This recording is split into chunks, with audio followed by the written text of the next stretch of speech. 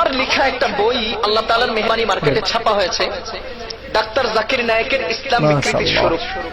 পৃথিবীতে কত মানুষ কত বিষয়ের উপরে সাফল্য অর্জন করে, পুরস্কার পেল, সম্মাননা পেল, কিন্তু আমাদের দেশের মুফতি নোমান কাসেমি সাহেব তিনি ডক্টর জাকির নায়েকের ভ্রান্ত আকিদের উপর বই লিখে তিনি হয়তো নোবেল পুরস্কার দাবি করছেন। তো দেখি তিনি কি ভুল ধরেছেন ডক্টর জাকির নায়েকের।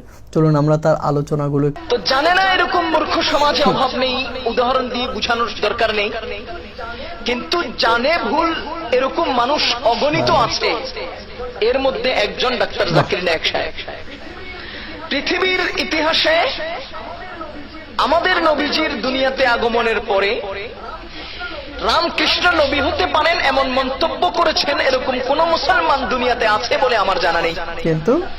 কিন্তু ডাক্তার জাকির নায়েক সাহেব কি সুন্দর সুরে শ্রী রবিশঙ্করকে সাথে নিয়ে একই স্টেজে দাঁড়িয়ে কি সুন্দরভাবে তিনি বক্তব্য দিয়ে চলছেন, রামকৃষ্ণ নবী হতে পারেন। বাহ, আপনারা সবাই শুনলেন, আমিও শুনলাম, আপনারাও শুনলেন। ডক্টর জাকির নায়েক অবশ্যই এটা কুফরি করে ফেলছেন, ইমান বিধ্বংসী একটা কাজ করে ফেলছেন, কর্ম করে ফেলছেন, এবং এই বক্তা জাতিকে বুঝাতেও সক্ষম হয়েছেন, কারণ তার অনুসারীরা সেটাই বিশ্বাস করে আছে তার এই বইয়ের লেখা এবং তার এই বক্তব্যকে।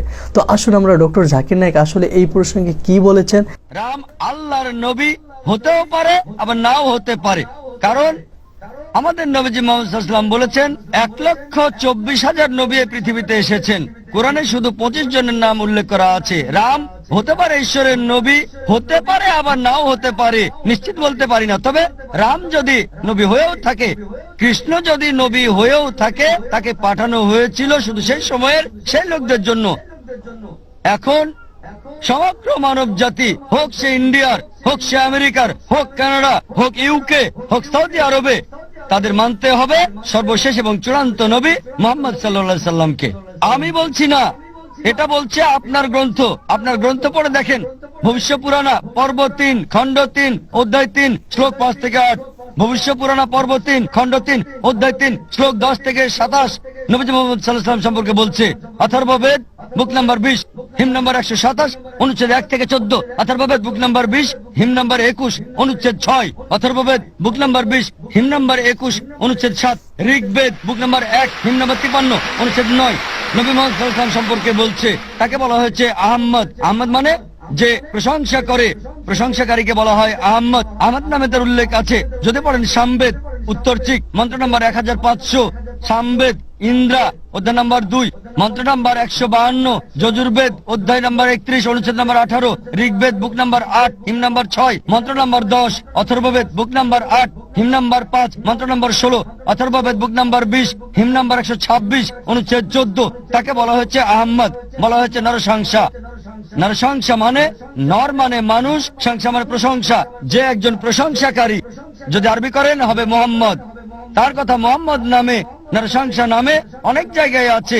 ঋগ্বেদ বুক নাম্বার 1 হিম নাম্বার 13 মন্ত্র নাম্বার 3, ঋগ্বেদ বুক নাম্বার 1 হিম নাম্বার 18 মন্ত্র নাম্বার 9, ঋগ্বেদ বুক নাম্বার 1 হিম নাম্বার 106 মন্ত্র নাম্বার 4, ঋগ্বেদ বুক নাম্বার 1 হিম নাম্বার 142 মন্ত্র নাম্বার 3, ঋগ্বেদ বুক নাম্বার 2 হিম নাম্বার 3 মন্ত্র নাম্বার 2, ঋগ্বেদ বুক নাম্বার 5 হিম নাম্বার 5 মন্ত্র নাম্বার 2, ঋগ্বেদ বুক নাম্বার 7 হিম নাম্বার 2 মন্ত্র নাম্বার 2, যজুর্বেদ অধ্যায় 20 অনুচ্ছেদ 37, যজুর্বেদ অধ্যায় 20 অনুচ্ছেদ 57, যজুর্বেদ অধ্যায় 21 অনুচ্ছেদ 31, যজুর্বেদ অধ্যায় 21 অনুচ্ছেদ 55, যজুর্বেদ অধ্যায় 28 অনুচ্ছেদ 2, যজুর্বেদ অধ্যায় 28 অনুচ্ছেদ 19, যজুর্বেদ অধ্যায় 28 অনুচ্ছেদ 42। শুধু হিন্দু গ্রন্থ থেকেই এভাবে রেফারেন্স দিয়ে যেতে পারবো সর্বশেষ এবং চূড়ান্ত নবী মুহাম্মদ সাল্লাল্লাহু আলাইহি সাল্লাম সম্পর্কে। তার কথা কল্কি পুরাণায় বলা হয়েছে, কল্কি অবতার হিসেবে বলা হয়েছে। তার মায়ের নাম হবে সুমতি মানে আমিনা, তার বাবার নাম হবে বিষ্ণু ইয়াস মানে আব্দুল্লাহ। তিনি জন্মগ্রহণ করবেন শান্তির স্থান সাম্বালায় মানে মক্কা। তার জন্ম হবে সাম্বালার শহরের প্রধানের পরিবারে মানে মক্কার প্রধানের ঘরে মানে কুরাইশদের প্রধান। তার 4 জন সঙ্গী থাকবে, খুলাফায়ে রাশিদিনদের কথা বলা হচ্ছে। আরো বলা যায়, যদি সত্যি আপনার গ্রন্থে বিশ্বাস করেন, আপনাকে বিশ্বাস করতে হবে সর্বশেষ এবং চূড়ান্ত নবী মুহাম্মদ সাল্লাল্লাহু আলাইহি সাল্লাম সম্পর্কে। তেমনি ভাবে এই সমস্ত ভ্রান্ত ভণ্ডরা আমাদের সামনেও কোরআন আর হাদিসের কথা বলে, পিছনেও কোরআন আর হাদিসের কথা বলে, মাঝখানে এই জাতীয় ঈমান বিধ্বংসী কথাগুলো ঢুকিয়ে দিয়ে একটা মাত্র কথা যদি মানুষ বিশ্বাস করে, তাহলে সে বেঈমান হয়ে যাওয়ার জন্য যথেষ্ট হবে। বাহ, উম্মাহ দরদি একজন মুফতি সাহেব কি বললেন, যে এই ধরনের ব্যক্তিগুলো, ভ্রান্ত ব্যক্তিগুলো, ডক্টর জাকির নায়েকের মতো ভ্রান্ত ব্যক্তিরা মাঝখানে ভালো কথা বলে, কোরআন হাদিসের কথা বলে, আপনার শেষে এবং প্রথমে কোরআন হাদিসের কথা বলে, মাঝখানে এমন কুফরি কথা ঢুকিয়ে দেয় যার কারণে মানুষগুলো ইমান হারা হয়ে যায়, মুরতাদ কাফের মুরতাদ হয়ে যায়। এইটা হলো আমাদের এই মুফতি সাহেবের দাবি। আসলে কি ব্যাপারটা এমন, ডক্টর জাকির নায়েক যে কথাগুলো বলেছে সেগুলো কুফরি বা ইমান বিধ্বংসী কোনো কথা? তো আমরা গভীরভাবে যদি এখানে মানে যদি একটু ভাবি, তাহলে কিন্তু আমরা একটা এই বিষয়টা বুঝতে পারি ডক্টর জাকির নায়েক কোন প্রসঙ্গে এই কথাগুলো বলছে। যে এখানে প্রশ্নটা ছিল রাম কি নবী হতে পারে, সেই প্রশ্নটার ক্ষেত্রে ডক্টর জাকির নায়েক বলছে রাম যদি নবীও হয়, কারণ কি ডক্টর জাকির নায়েকের এই কথার পিছনের দলিল হলো কোরআন। সূরা নাহলের 36 নম্বর আয়াতে আল্লাহ বলছেন, আমি নিশ্চয়ই প্রত্যেক জাতির মধ্যে রাসূল প্রেরণ করেছি।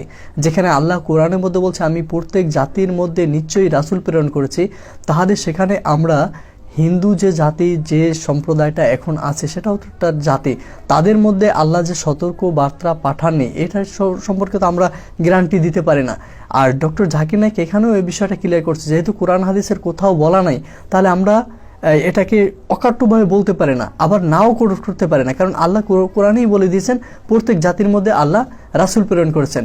সেক্ষেত্রে রাম নবী হতেও পারে। আর এই ক্ষেত্রে যখন ডক্টর জাকির নায়েক হলো সমস্ত ধর্ম নিয়ে পড়াশোনা করার একজন ছাত্র, এবং তিনি যখন হিন্দু ধর্মের যে গ্রন্থগুলো রয়েছে সেগুলো পড়ে যখন দেখলেন যে সেখানে কিছু ভবিষ্যৎবাণী আছে রাসূল সাল্লাল্লাহু আলাইহি ওয়াসাল্লাম সম্পর্কে, যেগুলো আমরা কিছুক্ষণ পূর্বেই শুনলাম, দেখুন এই ভবিষ্যৎবাণীগুলো তো সত্য ফলে গেছে, তাহলে এত কিছু নিদর্শন কিন্তু এই গ্রন্থগুলোর মধ্যে রয়ে গেছে।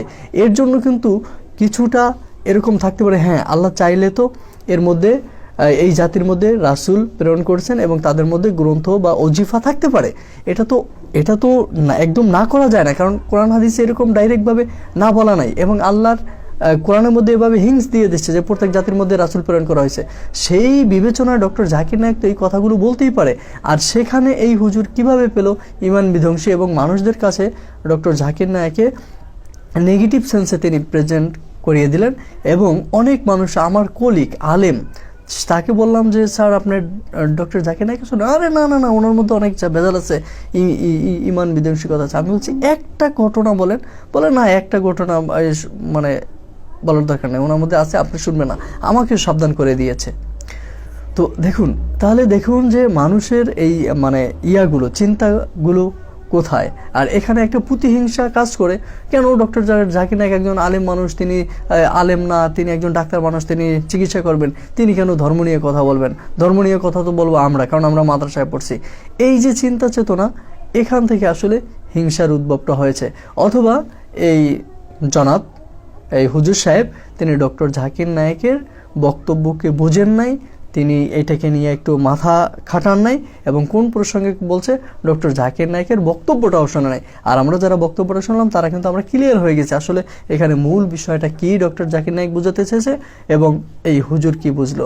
আশা করি এখান থেকে আপনারা যারা ভিডিওটা দেখছেন অবশ্যই ক্লিয়ার হয়েছেন ডক্টর জাকির নায়েক আসলে সেভাবে কোনো এই বক্তব্যের মাধ্যমে আমরা আসলে, এবং বিশেষজ্ঞ আলেমগণও এই বক্তব্যের মাধ্যমে কোনো ধরনের জাকির নায়েকের মধ্যে কুফরি পাচ্ছেন না, এবং সবাই এই ডক্টর জাকির নায়েকের ব্যাপারে একমত, শুধু কিছু এদের মতো কিছু আলেম ছাড়া যারা ডক্টর জাকির নায়েকের ভ্রান্ত আকীদা নামে বই লিখে বাজারে ছেড়ে দিয়েছে।